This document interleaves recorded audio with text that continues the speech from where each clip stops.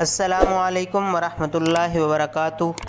ناظرین، آپ دیکھ رہے ہیں فاتح اندلس سیریز کی ایپیسوڈ 12۔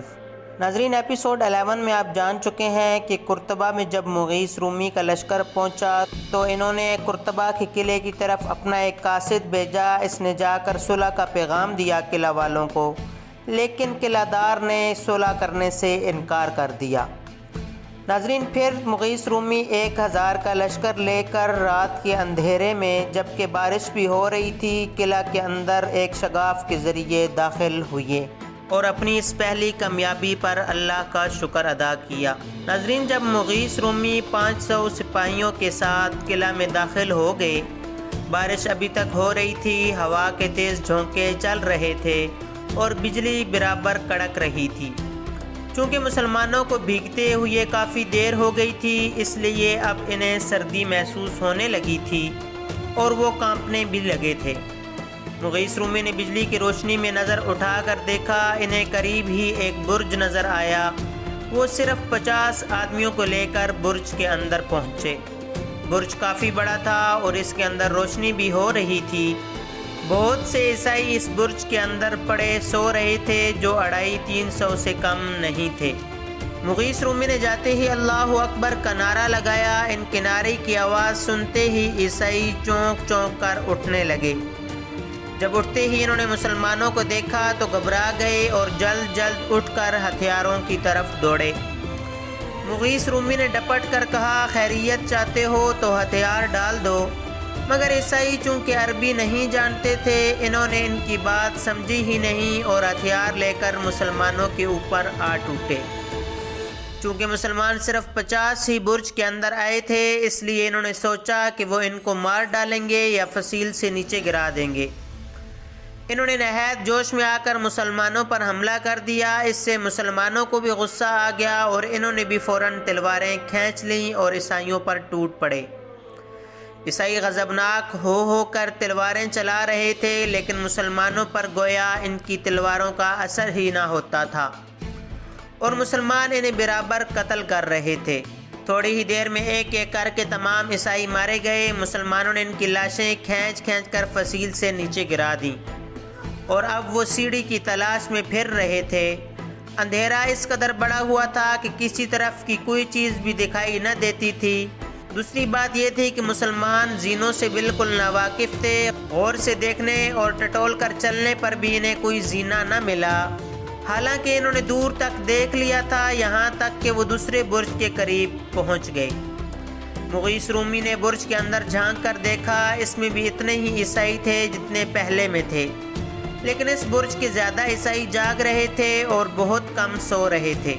مغیث رومی تھوڑے سے سپاہیوں کو ساتھ لے کر بڑھے اور برج میں داخل ہوئے۔ ان کی صورتیں دیکھتے ہی عیسائی کانپ گئے اور انہوں نے خوفزدہ ہو کر چلانا شروع کر دیا کہ جن آ گئے، جن آ گئے۔ سچ پوچھئے تو مسلمانوں نے کام ہی جنوں والے ہی کیے تھے۔ ہوا اور بارش کے شدید طوفان میں جب ہر زیرو اپنی اپنی خوابگاہوں میں جا گھسا تھا تو مسلمان قرطبہ کے قلعے پر چڑھ رہے تھے۔ تمام عیسائی خوفزدہ ہو گئے اور ان کی چلانے کی آوازیں سن سن کر ان کے سونے والے ساتھی بھی اٹھ بیٹھے۔ اٹھتے ہی جب انہوں نے مسلمانوں کو کھڑے دیکھا تو ڈر کر پھر آنکھیں بند کر کے سو گئے۔ مغیث رومی نے بلند آواز سے کہا، عیسائیوں، خیریت چاہتے ہو تو ہتھیار ڈال دو۔ ان میں سے بھی کسی نے ان کی بات نہ سمجھی اور سب اپنے اپنے حفاظت کے لیے شمشیر بکف ہو کر ان کے مقابلے میں آ گئے۔ دیکھتے ہی مسلمانوں کو غصہ آ گیا اور انہوں نے تلواریں اٹھائیں اور عیسائیوں کے سر قلم کرنا شروع کر دیے۔ عیسائی بھی خوب جوش و خروش سے لڑنے لگے، لیکن مسلمانوں نے بہت جلد ان کی زیادہ تعداد کو کاٹ کر رکھ دیا۔ یہ دیکھ کر کچھ عیسائی چلاتے ہوئے برج سے باہر نکلے۔ ان کے باہر نکلتے ہی بجلی چمکی اور بجلی کی روشنی میں انہوں نے سینکڑوں مسلمانوں کو برج کے باہر فصیل پر دور تک دیکھا۔ وہ سمجھتے تھے کہ مسلمان صرف اتنے ہی ہیں جتنے فصیل کے اندر ہیں، اس لیے وہ ان سے بچنے کے لیے بھاگتے ہوئے ان کے سامنے سے گزر کر باہر نکلتے رہے۔ لیکن جب انہوں نے باہر بھی مسلمانوں کو کھڑے پایا تو اور بھی لرز گئے اور شور کرتے ہوئے برج کی طرف بھاگے۔ برج سے باہر کھڑے ہوئے مسلمانوں نے عیسائیوں کو برج سے نکلتے اور پھر شور مچاتے ہوئے بھاگتے ہوئے دیکھا تو وہ تمام مسلمان ان کے پیچھے دوڑ پڑے۔ جب کبھی بجلی چمکتی اور عیسائی پیچھے مڑ کر دیکھتے تو عقب میں مسلمانوں کو دیکھ کر اور شدت سے چلانے لگتے تھے۔ عیسائی گلا پھاڑ پھاڑ کر چیخ رہے تھے۔ وہ اپنی مدد کے لیے ان سپاہیوں کو بلا رہے تھے جو طوفان سے بچ کر بارکوں میں جا چھپے تھے۔ بارکیں قلعہ کے اندر فصیل کے سامنے تھیں۔ ان کی آوازوں نے تمام سپاہیوں کو بیدار کر دیا اور وہ صورتحال معلوم کرنے کے لیے بارکوں کے دروازے میں آ کر جھانکنے لگے۔ بارش اب بھی ہو رہی تھی مگر اب ذرا اس کا زور کم ہو گیا تھا، گویا بادلوں کا غصہ سرد پڑ گیا تھا۔ ہوا بھی کم ہو گئی تھی مگر اندھیرا ابھی تک پھیلا ہوا تھا کہ کچھ دکھائی نہ دیتا تھا۔ عیسائی بارکوں میں سے جھانک رہے تھے لیکن ان کی جرأت نہیں ہو رہی تھی کہ وہ بارکوں سے باہر نکل کر سپاہیوں کے چلانے کی وجہ معلوم کریں۔ ایک مرتبہ بجلی چمکی تو انہوں نے دیکھا کہ ان کی سپاہی زینہ سے بھاگ بھاگ کر نہایت بدحواسی سے آ رہے ہیں اور ان کے پیچھے مسلمان تلواریں لیے انہیں قتل کرتے ہوئے بڑھتے چلے آ رہے ہیں۔ یہ منظر دیکھ کر پہلے انہیں حیرت ہوئی اس بات پر کہ مسلمان کہاں سے اندر آئے ہیں، اور پھر ان پر خوف نے غلبہ کر دیا اور وہ دوڑ دوڑ کر بارکوں میں جا چھپے۔ بعض بارکوں میں روشنی ہو رہی تھی۔ خوفزدہ سپاہیوں نے جلدی جلدی روشنیاں گل کر دیں تاکہ مسلمان روشنی کو دیکھ کر ان کی بارکوں پر نہ آ چڑھیں۔ فصیل کے اوپر سے جو عیسائی بھاگے تھے ان میں سے بہت سے آدمیوں کو مسلمانوں نے مار ڈالا تھا اور جو بچ رہے تھے وہ چلاتے ہوئے دوڑتے پھرتے تھے۔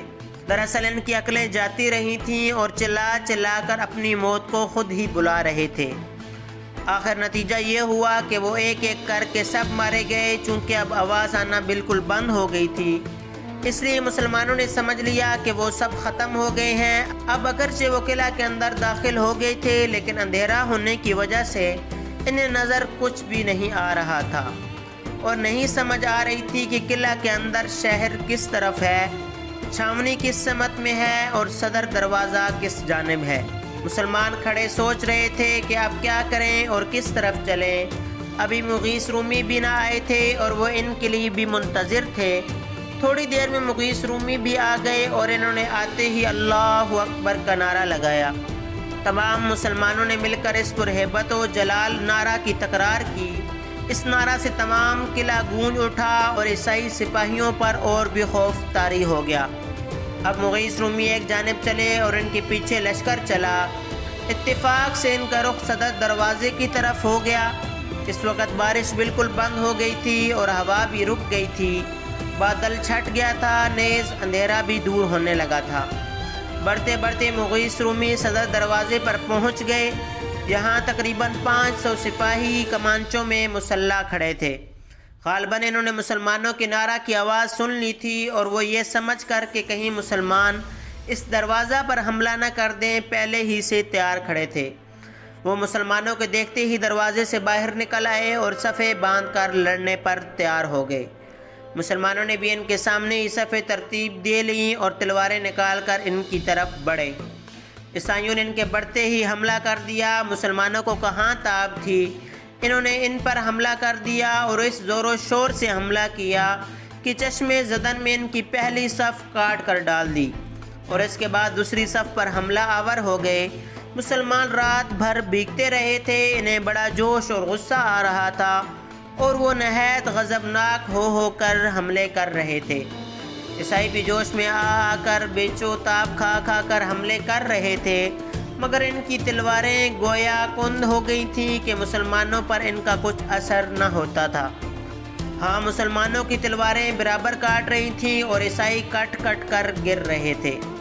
تھوڑی ہی دیر میں تمام عیسائی مار ڈالے گئے۔ جب میدان صاف ہو گیا تب چند مسلمانوں نے بڑھ کر کفل توڑ کر کے پھاٹک کا دروازہ کھول دیا۔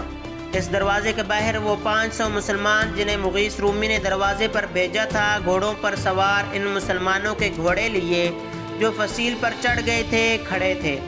وہ دروازہ کھلتے ہی اندر داخل ہونا شروع ہو گئے۔ اب صبح صادق کے آثار ظاہر ہونے لگے تھے اور اندھیرا دور ہو کر اجالا پھیلنے لگا تھا۔ بادل چھٹ گئے تھے اور آسمان دھل کر نکھر آیا تھا۔ جس وقت یہ 500 سوار قلعہ میں داخل ہو گئے تو فوراً ہی انہوں نے آگے چلنے کا ارادہ کیا۔ ابھی چند قدم ہی چلے تھے کہ قلعہ کے باہر اللہ اکبر کا پرزور نعرہ بلند ہوا۔ مسلمان سمجھ گئے کہ ان کا تمام لشکر آ گیا ہے۔ انہوں نے بھی اللہ اکبر کا نعرہ لگایا اور سارے لشکر کے آنے کا انتظار کرنے لگے۔ چند ہی لمحوں میں مسلمانوں کا سیلاب قلعہ میں داخل ہوا اور ان کے آتے ہی مغیث رومی آگے بڑھے۔ ناظرین، فاتح اندلس سیریز کا سلسلہ جاری ہے۔ امید ہے آج کی ویڈیو آپ کو پسند آئی ہوگی۔ اگر ویڈیو پسند آئی ہو تو لائک شیئر کریں اور چینل کو سبسکرائب کر کے بیل کے بٹن پر بھی کلک کر دیں۔ ملتے ہیں اگلی ویڈیو میں۔ اللہ حافظ۔